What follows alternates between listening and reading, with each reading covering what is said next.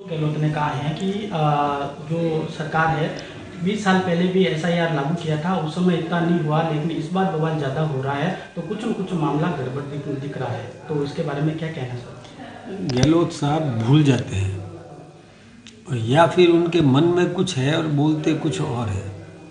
देखिए, एसआईआर होना ही चाहिए। अभी वो बिहार में प्रभारी बने और वहाँ नाम कट रहे हैं कुछ लोगों के, जो बांग्लादेशी या रोहिंग्या या और दूसरे प्रांतों के हैं, और वहाँ आकर के केवल वहाँ से नाम कटवाया भी नहीं और यहाँ आकर के और नाम उन्होंने जो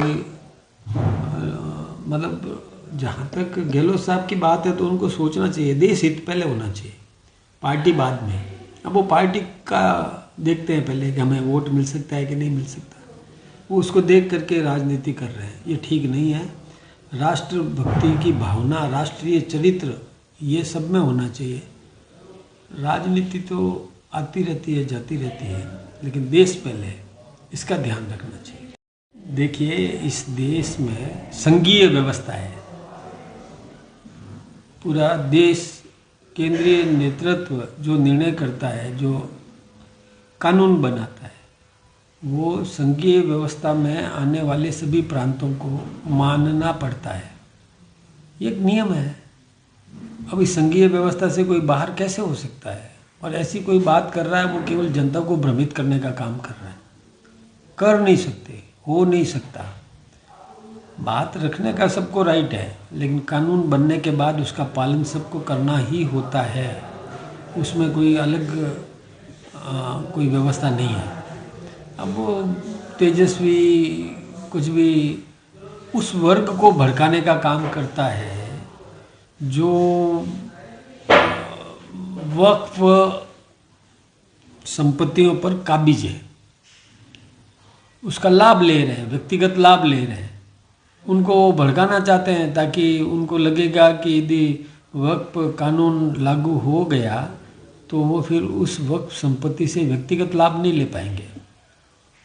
वक्फ संपत्ति का लाभ जनहित में होता है, समाज हित में होता है, लेकिन कोई व्यक्तिगत लाभ लेना चाहे तो वो नहीं ले पाएगा, तो उसकी रोजी रोटी छिन जाएगी, तो उसको तो दर्द होता है। उसको भड़काने का काम तेजस्वी कर रहे हैं। मैं सोचता हूँ कि तेजस्वी को भी कानून का पालन करना चाहिए, कानून को मजबूत करने की बात करना चाहिए। केवल भ्रमित करने के लिए या क्षणिक लाभ लेने के लिए भड़का दे जनता को, ये ठीक नहीं है। एक लास्ट सवाल कि अंता चुनाव में हम जीत रहे हैं। अंता चुनाव में हमारे दो कारण हैं जीतने के। एक तो हमारा संगठन बहुत मजबूत है, बूथ लेवल तक की हमारी व्यवस्थाएं हैं, संगठन सुदृढ़ है। दूसरा, हमने उम्मीदवार ऐसा दिया है जो निष्कलंक है, योग्य है, सेवाभावी है और एक सेवक बनकर के जनता के बीच में खड़ा है, वही स्थानीय है। तो इसके कारण से लोगों में बहुत उत्साह है, हमारे प्रति आकर्षण, हमारे साथ जनता का जुड़ाव भी है। इसका फ़ायदा हमको मिलेगा। हमारी पार्टी एकजुट है, आदरणीय वसुंधरा जी से लेकर आदरणीय मुख्यमंत्री भजनलाल जी से लेकर संगठन के सभी आम कार्यकर्ता भी और हमारे सांसद दुष्यंत सिंह जी से लेकर के और सभी छोटे से छोटे स्तर पर जो जनप्रतिनिधि है, सभी एकमुखी होकर के काम कर रहे हैं। वहीं दूसरी ओर कांग्रेस में जिस उम्मीदवार को उन्होंने टिकट दिया है उस पर कई मुकदमे, खुद जमानत पर है। यही नहीं, आपराधिक छवि भी बनी है उनकी, भ्रष्टाचार के आरोप भी लगे हैं। उनकी पत्नी का फॉर्म भी रिजेक्ट हो गया। यानी मैं सोचता हूँ कि केवल सत्ता पाने की लालसा से जो राजनीति में है उसको जनता नकारेगी, सेवक को ही आशीर्वाद मिलेगा।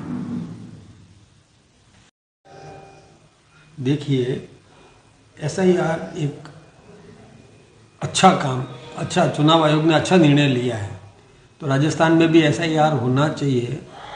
इसमें क्या होता है, मतदाता पुनरीक्षण होता है, और ये वैसे तो हर बार अपनी परंपरा भी है कि मतदाता सूची का पुनरीक्षण होता ही होता है, जिसमें कोई नौजवान जिसकी उम्र 18 वर्ष हो गई है उसका नाम मतदाता सूची में जोड़ना होता है, और जो इस दुनिया से चला गया उसका नाम मतदाता सूची से हटाना पड़ता है।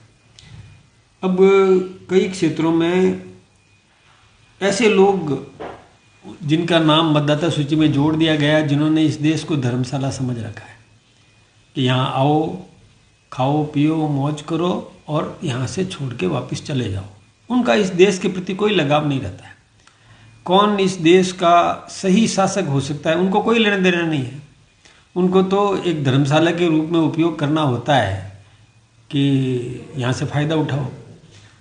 कई लोगों के नाम कई राजनीतिक दलों ने स्वार्थवश जुड़वा दिए। ऐसे लोगों के नाम जुड़वा दिए जो उनको वोट बैंक समझते हैं अपने हिसाब से कि हमें इन लोगों का वोट लेना है, तो उन लोगों के नाम वोटर लिस्ट में जुड़वा देते हैं, जबकि उनका इस देश के हित को लेकर के कोई चिंता नहीं है, कोई लेना देना नहीं है। तो ऐसे लोगों के नाम कटना वाजिब है, यही SIR है। ऐसे लोगों का नाम यदि काटा जाता है तो दुख क्यों होता है, मुझे ये समझ में नहीं आया।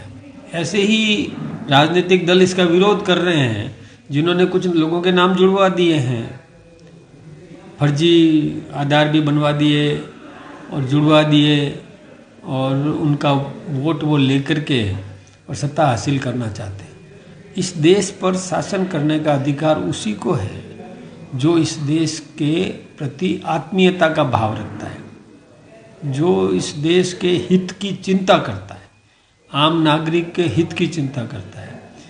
कौन अच्छी तरह शासन दे सकता है, इसकी चिंता करे। लेकिन जो धर्मशाला समझ के आए हैं वो कभी इस देश की चिंता नहीं करेंगे। ऐसे लोगों का नाम कटना बहुत ज़रूरी है। कई रोहिंग्या है, कई बांग्लादेशी है, वो इस देश में आ गए, माइग्रेट होके आ गए, छुप के आ गए, कैसे भी आ गए। कोई लेबर के रूप में काम कर रहा है, कोई घरेलू नौकर के रूप में काम कर रहा है, लेकिन वो कब चले जाएंगे कुछ भी पता नहीं।